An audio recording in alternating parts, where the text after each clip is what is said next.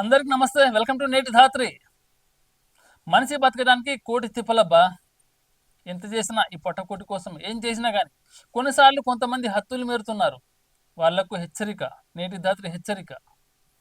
ఈ మధ్య నేను సోషల్ మీడియాలో ఒక వీడియో లింక్ చూశాను. ఒక స్టాండప్ కామెడియన్ హైదరాబాద్ని అంటే తెలంగాణని చాలా చులకన చేసి మాట్లాడిండు. ఏముందబ్బా హైదరాబాద్లో అంటాడు.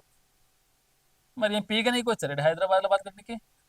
మీ బతికే ఇక్కడ, మీ జీవనమే ఇక్కడ. హైదరాబాద్లో మీకు బతికే లేదు కట్టుకు చెప్పాలంటే.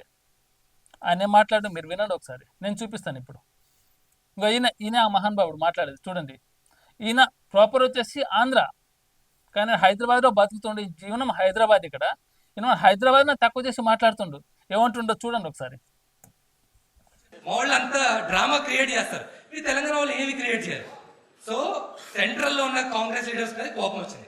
అసలు తెలంగాణలో మన న్యూస్ అయ్యట్లేదు, కాంగ్రెస్ వాళ్ళు ఏం చేస్తున్నారని వచ్చారు. వాళ్ళు ఒక మీటింగ్ పెట్టుకున్నారు, cabinet meeting.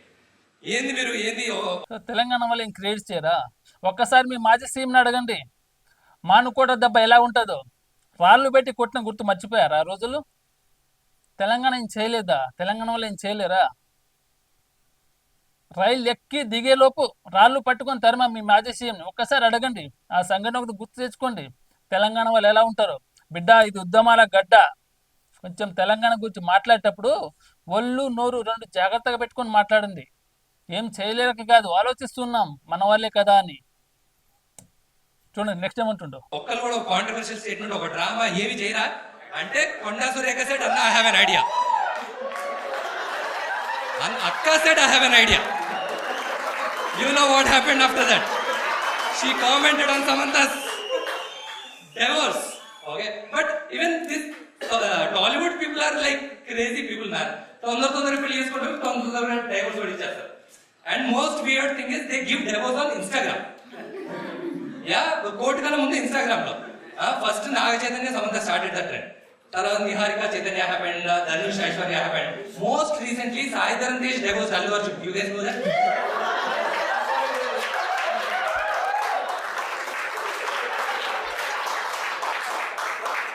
But then, if you think about it, Konda Surekha అక్క ప్లాన్ ఫ్లాప్డ్. అందరూ అపాలజీ చెప్పాలి అని అందరూ మళ్ళీ మీటింగ్ పెట్టుకున్నారు. మళ్ళీ కాంగ్రెస్ అందరు కలిసి కొంచెం లైక్ అక్క అట్లాంటి పనులు చేయకు, కొంపలు కూర్చే పనులు చేయకు అనగానే, కొంపలు కూర్చోగానే Revanth I have an idea. మా ఇంటిని ఏం చేయకండి, హేల్ హైడ్రా, మా ఇంటిని ఏం చేయకండి, బాగానే పనిచేసుకుంటున్నారు. యా, బట్ నాకు యాక్చువల్లీ మా ఆంధ్ర పాలిటిక్స్ లో ఏమంటుండు, తెలంగాణ పాలిటిక్స్ గురించి మాట్లాడుతుండు. అరే నువ్వు కామెడీ చేసుకో, నీ జీవనం నువ్వు కొనసాగి, నీ బతుకు నువ్వు బతుకు, అది ఇష్టం, నువ్వు ఎట్టయినా సావు. కానీ పాలిటిక్స్ విషయంలో నీ స్టేట్ గురించి మాట్లాడుకొని పక్కడు పాలిటిక్స్ ఉంది నీకెందుకు? అసలు పక్క రాష్ట్రంలో ఉన్న పాలిటిక్స్ ఉంది నీకెందుకు? కొండా సురేఖ ఏమంటే మీకేంది చెప్పండి. కొండా సురేఖ గారు మినిస్టర్ మాట్లాడతారు పాలిటిక్స్లో ఉన్నప్పుడు. నీకేంటి వచ్చిన నొప్పి? నాగ చైతన్య సమంత అవసరం ఉన్నా నీకు ఆ విషయం? రేవంత్ రెడ్డి గారి టాపిక్ నీకు అవసరమా? ఎందుకు? నువ్వు బతకడానికి వచ్చిందా పొట్టకుటి కోసం? నీ పొట్ట నువ్వు నింపుకొని ఉండక పక్కోడి మీద ఎందుకు పడి ఆడతావు? నీకు అవసరం ఆ టాపిక్? నోరుంది కదా, ఏది పడితే అది మాట్లాడటమే తెలంగాణ గురించి, తెలంగాణలో పబ్లిక్ గురించి, తెలంగాణ మినిస్టర్ గురించి, లేక తెలంగాణ సీఎం గురించి. నీకు అవసరమా? నువ్వు బతకడానికి వచ్చినప్పుడు బతుకు అంతే. ఆ బతుకున్న బతుకు తెరువు కోసం ఉపయోగించు. నోరుంది కదా అని ఎట్టబట్టి మాట్లాడితే తెలంగాణ సమాజం కాదు, తెలంగాణ బిడ్డలు ఎవరు ఊరుకోరు. బిడ్డ గుర్తుపెట్టుకో, ఇది తెలంగాణ గడ్డ, ఉద్యమాల బిడ్డల మందిరం. ఉరికిచ్చి కొట్టినా తప్పులేదు మిమ్మల్ని. ఈసారి అలా మాట్లాడితే తెలంగాణ గురించి ఇంకోసారి హెచ్చరిస్తున్నాం నేటి జాతర ద్వారా మిమ్మల్ని. తెలంగాణ గురించి, తెలంగాణ రాష్ట్రం గురించి ఏమైనా తప్పుగా మాట్లాడితే ఏ ఒక్కడిని వదిలిపెట్టాం. ఏంటి మా సీఎం గురించి మాట్లాడే రేంజా ఇది? నువ్వు స్టాండప్ కామెడీ చేసుకోక నీకెందుకు ఈ పాలిటిక్స్? కామెడీ వర్షన్ వేరు, పాలిటిక్స్ ఎందుకు దాంట్లో? నీకు అవసరమా? కరెంట్ ఎక్కడ పోతే నీకెందుకు? కరెంట్ వస్తే నీకేంటి? నీ స్టేట్లోనే 5 ఏళ్ళు ఏం పీకినావు? మరి ఎంత మాట్లాడేటోడివి? నీ స్టేట్లో 5 ఏళ్ళు ఏం పీకావు? ఈయన ఇంకేముంటుందంటే అసలు హైదరాబాద్లో ఏముంది, తెలంగాణలో ఏముంది? అరే హైదరాబాద్లో తెలంగాణ లేకపోతే నువ్వు ఇక్కడికి వచ్చి ఎందుకు బతుకుతున్నావు? మీ ఊరికి వెళ్ళి దొబ్బించుకోవచ్చు కదా. ఆడ మీ రాష్ట్రంలో నువ్వు బాగుపడవచ్చు కదా, అక్కడే చదువుకోవచ్చు కదా, అక్కడే ఉద్యోగం చేయొచ్చు కదా. మరి హైదరాబాద్కి వచ్చి ఎందుకు బతుకుతున్నావు నువ్వు? నువ్వు బతికినప్పుడు తెలియదు హైదరాబాద్లో ఏముందో తెలంగాణలో ఏముందో? నువ్వు ఉద్యోగం చేసేది ఇక్కడే, నువ్వు సంపాదించుకునేది ఇక్కడే, నీ పొట్ట నింపుకున్నది ఇక్కడే, నీ పర్సు నింపుకున్నది ఇక్కడే, మీ ఇంటి వాళ్ళకి తిండి పంపించేది కూడా ఇక్కడే. కానీ హైదరాబాద్లో ఏం లేదు, తెలంగాణలో ఏం లేదు, అంతా ఆంధ్రాలో ఉంది. మరి ఆంధ్రాలో ఏమున్నప్పుడు ఇక్కడ ఎందుకు వచ్చినవై నువ్వు? ఈయన అంటాడు తెలంగాణలో ఒక హోమ్ మినిస్టర్ ఎవరు అన్నారు. అరే బోసడికి 5 ఏళ్ళు ఆంధ్రాకు రాజధాని లేదు, అప్పుడు ఏం పీకిర్రా మీరు? ఈ పౌరుషం అప్పుడు చూపెట్టాల్సింది మీరు. ఇప్పుడు ఏదో ప్రభుత్వం మారింది కదా, నా ప్రభుత్వం తక్కువ అంచనా చేయడం కరెక్ట్ కాదు కదా. 5 ఏళ్ళు ఏం పీక, మీకు రాజధాని లేదు కదా సరిగ్గా. ఇప్పుడు తెలంగాణకు హోమ్ మినిస్టర్ అని అడుగుతున్నావు.